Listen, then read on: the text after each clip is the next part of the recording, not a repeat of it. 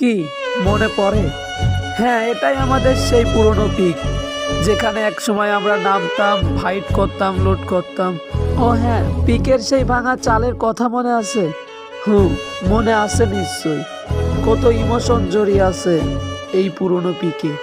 এখনো মন চায় ওল্ড পিক ফেরত আসুক, এখনো মন চায় পুরনো পিকে গেম খেলি, কিন্তু হয়তো আর সম্ভব না ভাই। ওল্ড পিকে না জানি কত মানুষের ইমোশন, কত মানুষের মায়া জড়িয়ে আছে। হয়তো ওল্ড পিক হারিয়ে যাওয়াতে অনেকেই গেম খেলা ছেড়ে দিয়েছে, কিন্তু ভাই এই ওল্ড পিক হারিয়ে যাওয়ার জন্য দায়ী কারা?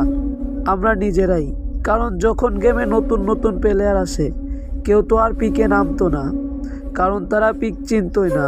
আর যেই ওল্ড প্লেয়ার ছিল তারা হয়তো গেম খেলা ছেড়ে দিয়েছিল।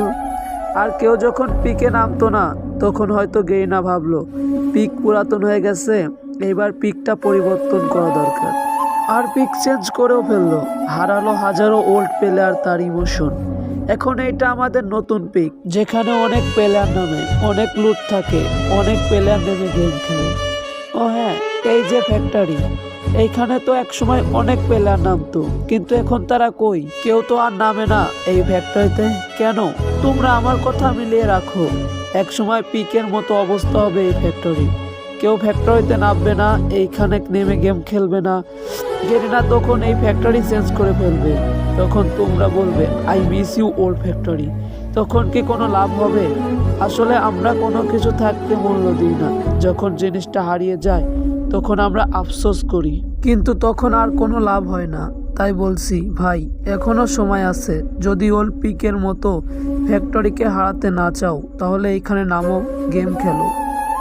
আর ভাই, ইউটিউবে হয়তো নিয়মিত ভিডিও আপলোড করতে পারছি না, কারণ আমার যেই মেন অ্যাকাউন্ট villain444, ওই আইডিটা কি একটা সমস্যা হয়েছে, আমি লগ ইন করতে পারতেছি না। তো জানি না ওই আইডিটা লগ ইন করতে পারবো কি না। একটা ভাইয়ের আইডি নিয়ে গেমের ভিডিও বানাচ্ছি।